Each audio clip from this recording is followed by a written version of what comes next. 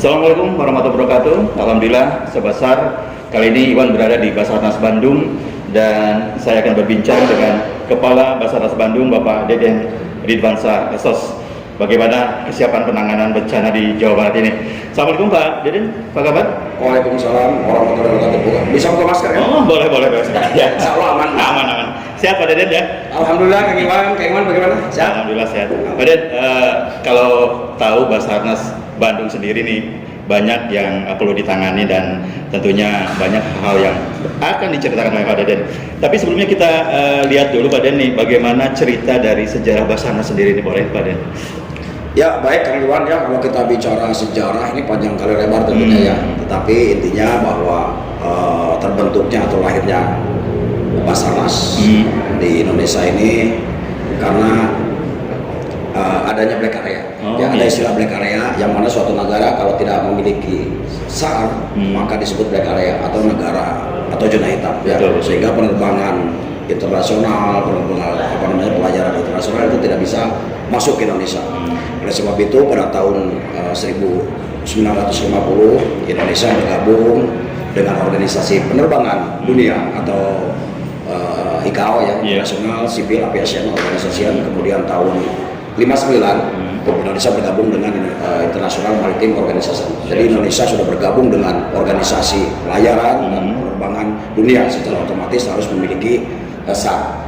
Nah berdasarkan itu semua sesuai dengan Kepres nomor 11 tahun 1972 lahirlah Basari, Badan SAR Indonesia. Nah ini yang menjadi cikal bakalnya lahirnya Basarnas. Basari itu ya? Basari itu, sehingga ulang tahunnya Basarnas selalu dirayakan pada tanggal 28 Februari karena memang lahirnya itu melalui Kepres 11, tempatnya di tanggal 28 Februari tahun 1972. Nah, struktur organisasinya di situ ada selain pucuk pimpinan, kemudian di sana ada yang namanya Pusat SAR Nasional. Nah, di Pusat SAR Nasional itulah ya yang bertanggung jawab terhadap pelaksanaan kegiatan SAR di Indonesia. Kemudian seiring perkembangan zaman melalui peraturan pemerintah nomor 36 tahun 2002 tahun 2006 dari Pusarnas berubah menjadi Basarnas. Kemudian, tapi itu masih di bawah perhubungan. Ya, jadi Basarnas dulu itu masih ada di organisasi di bawah Departemen Perhubungan. Jadi salah satu badan yang menangani masalah kecelakaan transportasi. Kemudian pada tahun 2009 melalui PP nomor 36 tahun 2009, nah Basarnas itu menjadi lembaga pemerintahan kementerian. Artinya keluar dari Departemen Perhubungan menjadi lembaga sendiri dan langsung bertanggung jawab kepada Bapak Presiden Republik Indonesia. Tapi yang menarik ya, dan titik awal dari adanya Badan SAR itu kan dari Angkatan Udara nih. Nah, betul sekali. Nah, saya melihat tadi di foto-foto sini itu kan adanya di oleh Mas Sekar. Ini kalau lihat nih, kenapa nih awal di SAR itu dari Angkatan Udara nih? Betul ya. Jadi kan saya katakan tadi bahwa tahun 1950 Indonesia bergabung dengan organisasi penerbangan. Nah artinya pada saat itu otomatis cikal bakalnya adalah dari TNI Angkatan Udara. Dan sampai saat ini juga di TNI Angkatan Udara khususnya di pasukan khasnya memang memiliki kesatuan unit SAR yang memang mempunyai tugas membantu tentunya Basarnas di dalam melaksanakan pencarian dan pertolongan khusus kepada korban-korban yang mengalami atau dikhawatirkan hilang atau mengalami insiden seperti itu. Siap. Oke, Kang Den. Masyarakat awam khususnya di kita ya kalau kenal Basarnas tuh ada beberapa lembaga nih. Apa perbedaan Basarnas, kemudian BPBD dan SAR sendiri Pak? Iya ini menarik ya. Sebetulnya ini berbeda jauh karena kalau bicara Badan Penanggulangan Bencana atau BNPB yang kita kenal itu melalui Undang-Undang 24 ya tahun 2007 ya. Dalam penanggulangan bencana itu sudah jelas mereka mempunyai tugas mulai dari mitigasi, kesiapsiagaan, kemudian tanggap darurat sampai kepada rehab rekon. Sementara bicara bencana ya sesuai dengan Undang-Undang 29 tahun 2014 tentang pencarian dan pertolongan. Jadi Undang-Undang 29 ini menarik karena bukan undang-undangnya Basarnas tetapi tentang pencarian dan pertolongan. Jadi siapapun masyarakat, organisasi atau lembaga lain yang mempunyai unit tentang pencarian dan pertolongan itu harus mengacu kepada Undang-Undang 29 tahun 2014. Nah, di dalam bencana kita hanya melaksanakan kegiatan pada fase tanggap darurat. Artinya setelah terjadi bencana, maka tim SAR dengan tusinya akan membantu Badan Penanggulangan Bencana untuk melaksanakan kegiatan pencarian, kemudian pertolongan, penyelamatan dan evakuasi korban. Jadi jelas berbeda ya. Jadi kalau BPBD atau BNPB itu mulai dari mitigasinya, kesiapsiagaannya, kemudian tanggap darurat sampai ke rehab rekor. Nah, Basarnas ya mengambil satu serpihan di tanggap darurat ya, setelah selesai semua korban dievakuasi, tidak ada lagi korban, maka Basarnas selesai melaksanakan tugasnya. Jadi memang berbeda. Kita hanya mengambil serpihan di bencana. Tetapi kalau kita bicara pelayaran, karena kecelakaan kapal, kemudian juga pesawat, biur itu menjadi leading sektornya Basarnas. Ya, jadi yang pengendalinya kalau di bencana itu incident commander, kalau di Basarnas itu ada istilah namanya SAR Mission Coordinator atau koordinator pengendali pelaksanaan operasi di lapangan, itu yang mengendalikan. Nah, tadi sudah jelas nih. Berarti tupoksi sendiri dari Basarnas sendiri apa aja nih sebetulnya, Pak? Sesuai dengan Undang-Undang 29-nya 2014 bahwa Basarnas melaksanakan kegiatan pencarian, pertolongan, penyelamatan dan evakuasi terhadap korban yang dikhawatirkan hilang atau mengalami kecelakaan, baik itu pada bencana alam, kemudian musibah atau kondisi membahayakan manusia. Artinya apa? Tugas dari Basarnas adalah bagaimana kita melakukan pencarian terhadap kejadian kecelakaan pelayaran, kemudian kecelakaan penerbangan, kemudian kecelakaan dengan penanganan khusus. Ya, jadi ada kecelakaan dengan penanganan khusus seperti tabrakan kereta, kemudian juga bis-bis yang kayak di Nagri kejadian itu yang terjungkal, itu kecelakaan dengan penanganan khusus. Kemudian bencana pada kondisi tanggap darurat dan kondisi membahayakan manusia. Nah, kondisi membahayakan manusia seperti orang kecebur di sumur, kemudian hanyut ke sungai, kemudian juga hilang di gunung seperti kasusnya Kang Yana. Nah, itu masuk ke dalam koridor Basarnas. Kondisi membahayakan manusia. Kalau longsor sendiri, gempa bumi segala macam itu sama juga, Pak? Ya, itu bencana ya. Bencana, ya? Jadi itu skop bencana dan kita membantu pada saat tanggap darurat untuk melakukan pencarian, pertolongan, penyelamatan dan evakuasi. Nah, ada yang menarik nih mengenai tadi Undang-Undang Perlindungan SAR yang bukan tumpang tindih, karena memang ada beberapa masyarakat ataupun relawan dari masyarakat sendiri yang dilatih oleh Basarnas sendiri. Apakah mungkin dalam kondisi apapun apakah tetap menunggu Basarnas ataupun karena ada Undang-Undang Perlindungan SAR sendiri nih, Pak? Dan gimana? Ya, jadi di dalam undang-undang juga selain tadi melaksanakan kegiatan SAR, kita juga memiliki tugas pokok adalah pembinaan potensi. Jadi kalau di bahasa Basarnas atau di SAR ini, organisasi baik itu masyarakat, kemudian organisasi mandiri, kemudian juga TNI, Polri, kemudian BPBD sendiri, Damkar dan lain sebagainya, itu kita sebut dengan istilah potensi. Jadi yang memiliki sumber daya, peralatan dan lain sebagainya, termasuk hewan ya, kita sebut potensi. Nah, ada kewajiban kita untuk membina mereka, ya, melakukan bagaimana meningkatkan kemampuan dan keterampilannya sesuai tentunya dengan mekanisme medan yang ada. Kita tentukan juga atau sesuaikan dengan SOP yang ada. Nah, ini kewajiban kita juga untuk membina mereka. Karena begini, Kang Iwan, ini kita bicara Bandung sendiri ya. Saat ini kami hanya memiliki 100 personil ya. Ya, ini sangat kecil, kurang sekali ya, sangat kurang sekali. Namun demikian, karena kita punya kewajiban untuk membina potensi, saat ini kita selalu dibantu oleh yang namanya potensi SAR dari masyarakat, TNI, Polri. Nah, karena secara tidak langsung masyarakat yang berada di zona rawan bencana ini adalah menjadi reskuer awal.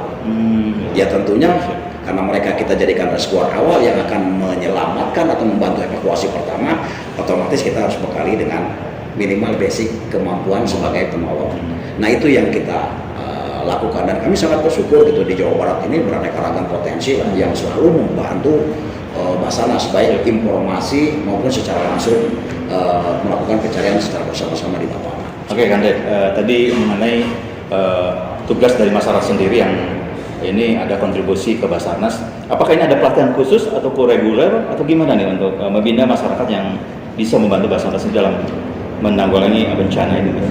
Iya, jadi kami sampaikan ya bahwa setiap tahun kami ada program ya, walaupun dibatasi oleh karena ini menggunakan kegiatan dan anggaran pemerintah ya APBN, tentunya ini sangat terbatas ya. Satu tahun paling maksimal kami melaksanakan pembinaan itu 4 kali melalui program Basarnas. Nah ini sudah kita jalankan. Namun demikian kami juga menghimbau kepada rekan-rekan potensi agar menjadi potensi yang mandiri. Artinya kalau menunggu program Basarnas ya kapan akan selesai? Artinya gini, saya punya organisasi nih, kemudian personil kami ada 50. Paling mengikuti program dari yang dilaksanakan oleh melalui Basarnas itu paling hanya dipanggil 1-2 orang. Tetapi kalau dengan mandiri, artinya dengan inisiasi organisasi itu sendiri, bagaimana bekerja sama dengan Basarnas untuk melakukan pembinaan atau kegiatan pelatihan, maka tentunya sumber daya manusia di organisasi itu akan cepat terpenuhi dan endingnya tentunya akan secara bersama-sama bersinergi dengan Basarnas menyikapi kejadian-kejadian yang kita tidak inginkan khususnya di Jawa Barat. Siap, seolah-olah secara teknis Basarnas sudah siap ya. Kita menyimpan sendiri ke zona bencana di Jawa Barat ya, Pak Yemi. Untuk wilayah Jawa Barat tuh ya nggak tentu daerah mana saja Pak Deden nih. Yang pasti kalau hujan sekarang sudah musim ekstrim ya, sampai Desember nih, gambaran Pak Deden di mana saja sebenarnya? Saya sudah atau baru 3 tahun ya di Jawa Barat. Sebelumnya saya di Bangka Belitung, kemudian kebanyakan di Sulawesi ya. Berangkat ke sini kalau kita bicara bencana ya lagi-lagi sebetulnya itu sudah dimappingkan oleh mitra kami di Badan Penanggulangan Bencana Daerah Provinsi Jawa Barat dan BPBD Kabupaten Kota. Kami yakin itu sudah dimappingkan dan kami sendiri juga sudah memappingkan itu. Dan berdasarkan pengalaman tentunya memang di Jawa Barat ini sangat luar biasa lah.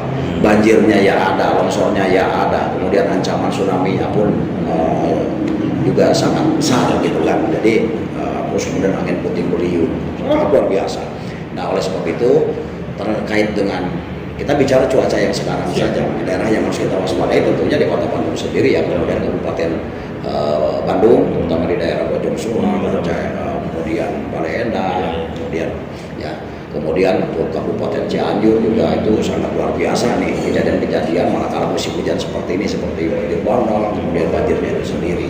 Kemudian di daerah kita sendiri, Kabupaten Sumedang, ini juga potensi longsornya sangat luar biasa. Rawan sekali ya? Sangat rawan sekali.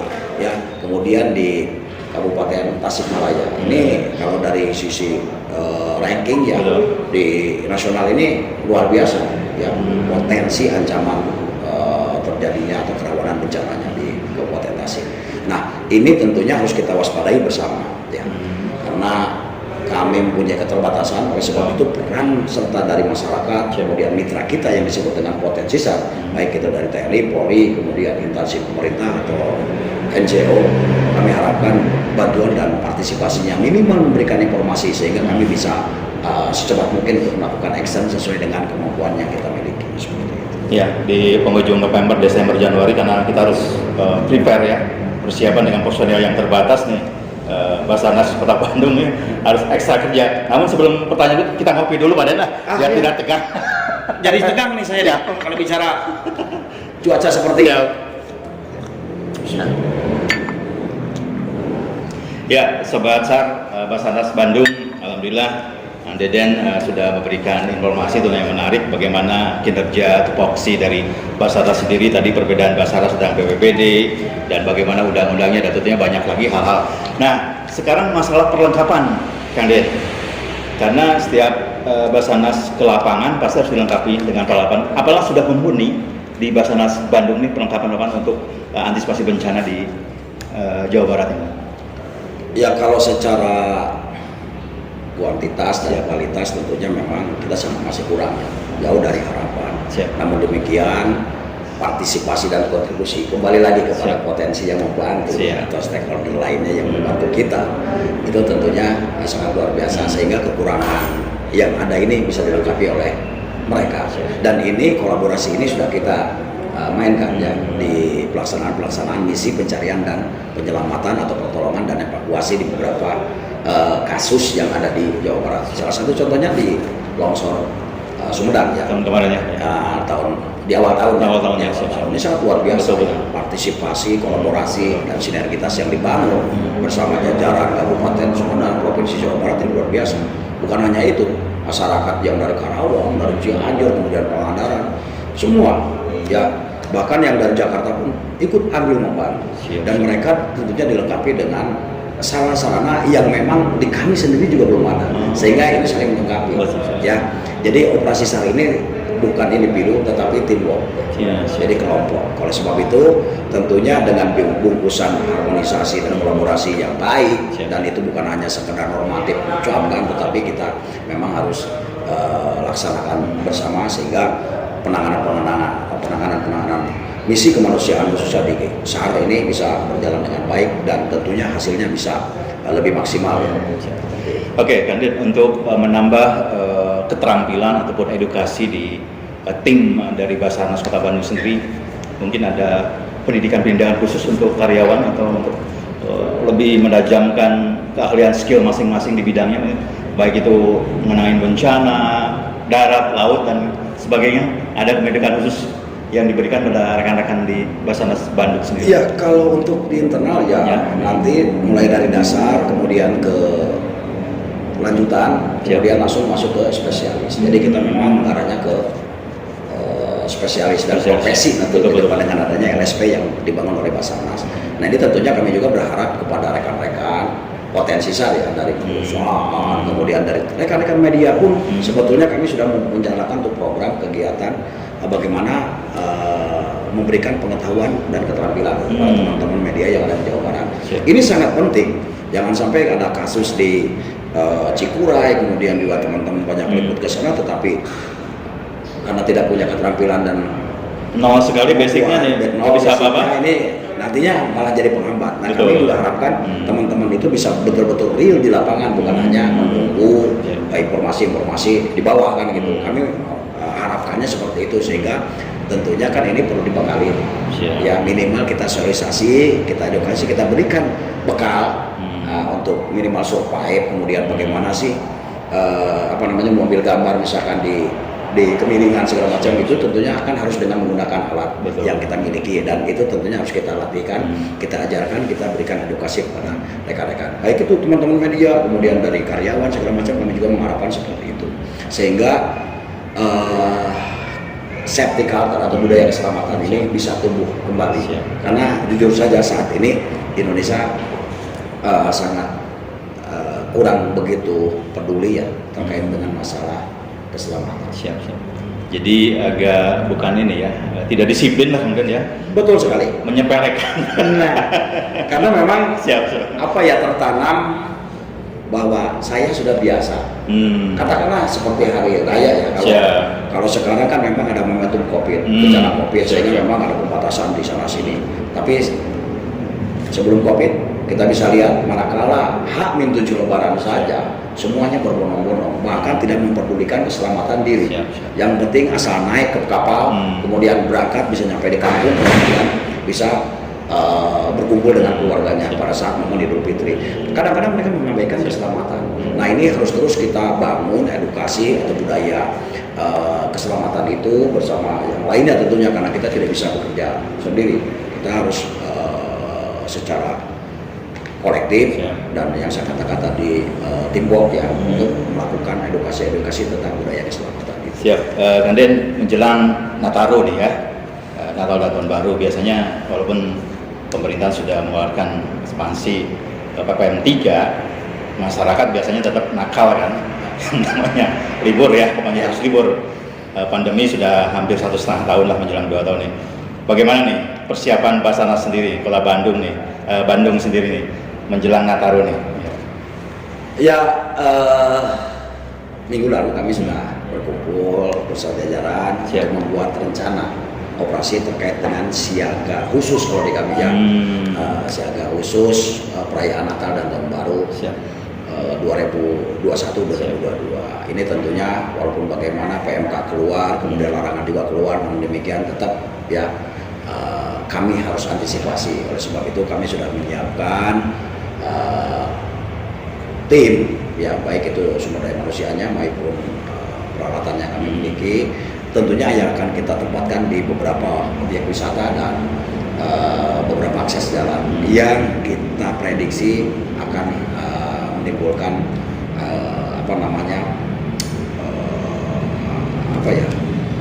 yang akan membuat ya kemacetan atau peningkatan jumlah kendaraan yang akan datang melintasi di daerah Jawa Barat. Jadi yang pasti Sobat SAR, Basarnas Bandung sudah mempersiapkan ya antisipasi menjelang Nataru. Betul sekali. Ya. Oke. Kang Den, ada sesuatu yang menarik nih. Kultur di Bandung nih atau Jawa Barat nih konturnya kan rawan bencananya besar sekali nih.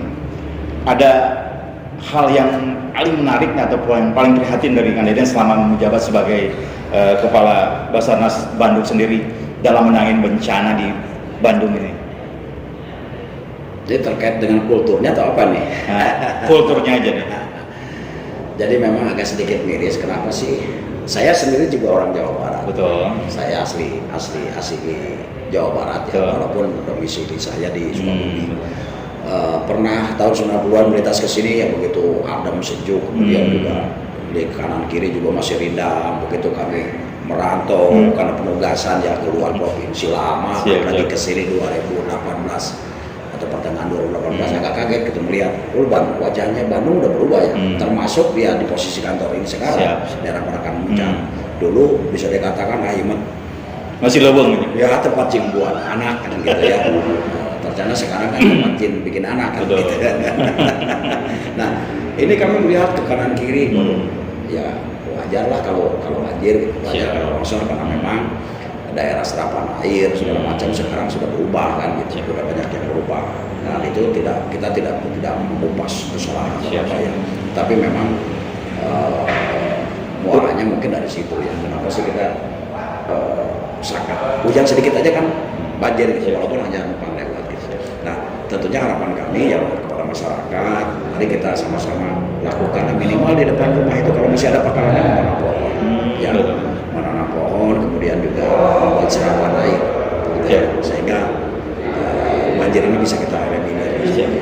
Dan alhamdulillah di seputaran Kratek sendiri sekarang sudah tidak terlalu ya.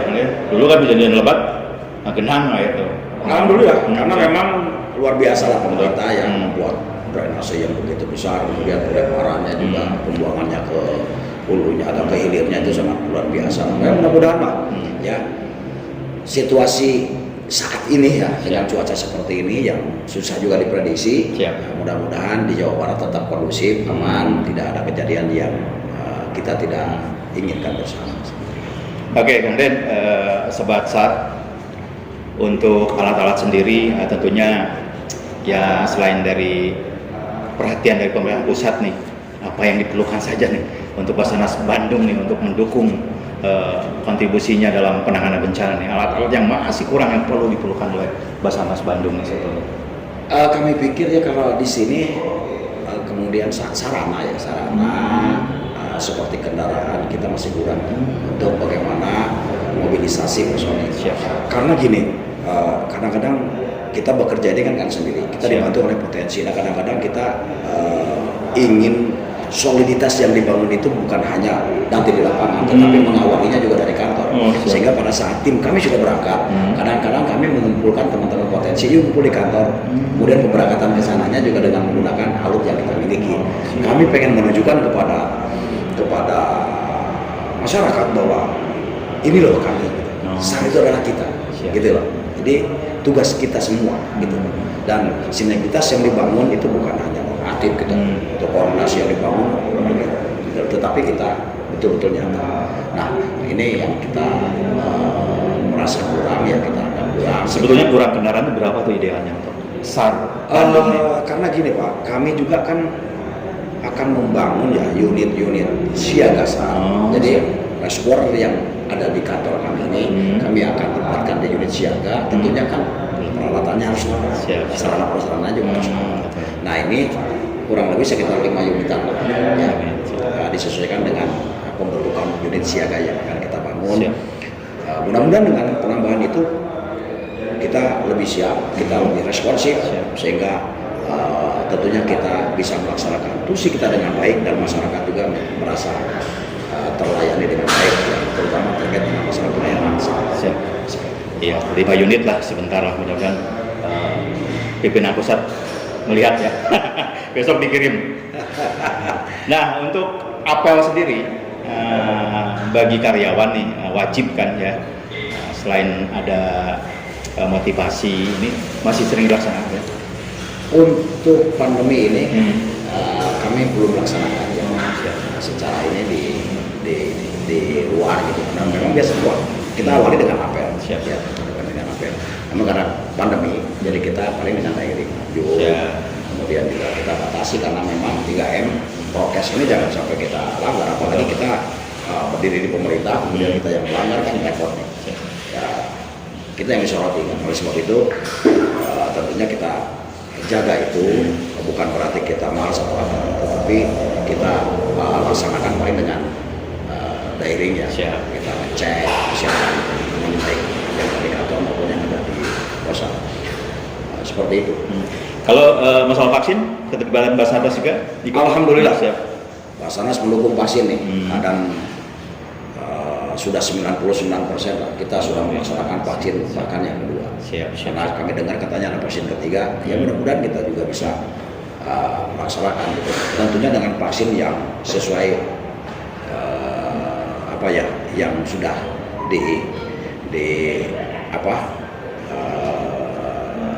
laksanakan gitu. Bukan yang oleh WHO itu.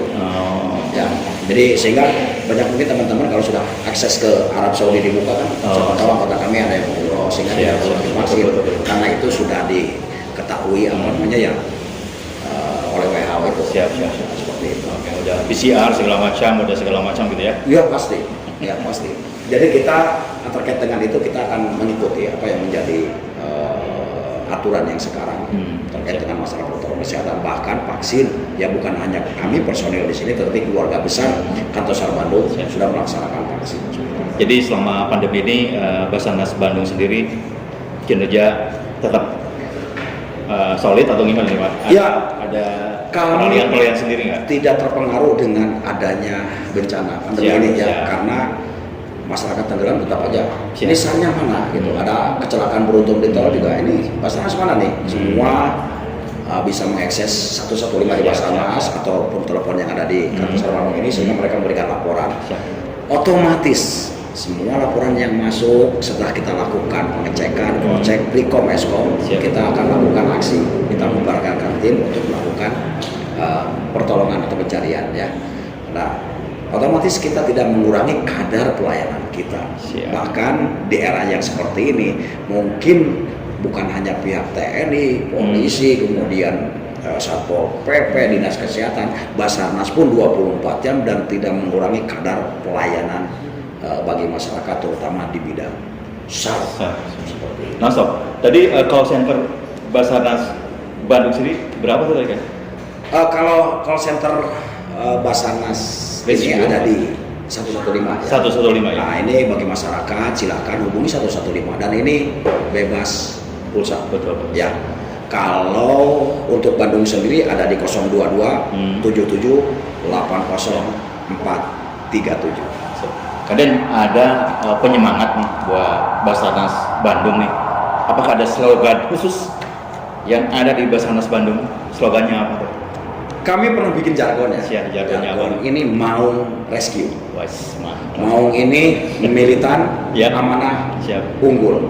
Nah dengan itu semua kami berharap bahwa personil yang ada di Bandung ini bisa terus mempertahankan militansinya, ya. Kemudian tentunya dia amanah, karena memang melaksanakan tugas ini kewajiban dan ini ibadah. Jadi mudah-mudahan mereka di dalam kondisi apapun dan dari posisi apapun mereka bisa aman. Kemudian dari sisi keterampilan, dari sisi perjuangannya, dari sisi kegiatannya, kami harapkan mereka yang terbaik, artinya mereka yang paling unggul. Seperti ke depan ya. Ke depan. Dan kita juga kan kalau Bandung itu kan dari Prabu Siliwangi, yang ikonnya juga adalah meong. Jadi ada korelasinya ke situ lah. Mau rescue ya, mau rescue. Oke, Kanten, obrolan kita menarik ya dengan Kepala Basarnas Bandung, ada Bapak Deden Ridvansyah SOS Tadi sudah banyak sekali yang disampaikan, tentunya ada nih menjelang ataupun tadi Nataru juga, kemudian menjelang cuaca ekstrim ini. Silakan Kang Den, ada yang disampaikan khususnya masalah Bandung maupun Jawa Barat, mangga silakan. Iya, kami menyampaikan kepada masyarakat yang berada di daerah rawan bencana atau di pinggiran sungai agar selalu siap siaga dan waspada, kemudian ikutin petunjuk dan himbauan dari pemerintah atau bisa mengakses informasi cuaca dari BMKG karena sekarang mudah diakses ya. Kemudian persiapkan segala sesuatunya manakala air meluap, segera untuk melakukan evakuasi mandiri yang mengungsi ke tempat pengungsian yang telah disediakan oleh pemerintah ya, seperti itu. Kemudian untuk rawan-rawan longsor, daerah rawan longsor gimana? Iya sama juga ya, karena memang longsor itu kalau sudah kita rumah ada di pinggir jurang kemudian cuaca seperti ini ya, kami harapkan lah ya masyarakat jangan ini mah tos we di dia udah tos 10 tahun udah cuaca kieu aman deh. Kadang-kadang hal seperti itu mengindahkan keselamatan diri sendiri dan keluarganya. Oke, Ande, terima kasih waktunya. Mudah-mudahan tetap jaya dan dengan maung risikonya tetap ya. Amin. Demikian Sobat SAR, Basarnas Bandung, obrolan menarik dengan Kepala Basarnas Bandung, Bapak Deden Ridwansyah SOS. Mudah-mudahan kita bisa mendapat ilmu yang bermanfaat. Juga terima kasih buat rekan-rekan, saya Iwan Bahari, Anggi Putra, Endang Serajat, dan Devi Sujadi undur diri. Terima kasih. Assalamualaikum warahmatullahi wabarakatuh. Waalaikumsalam.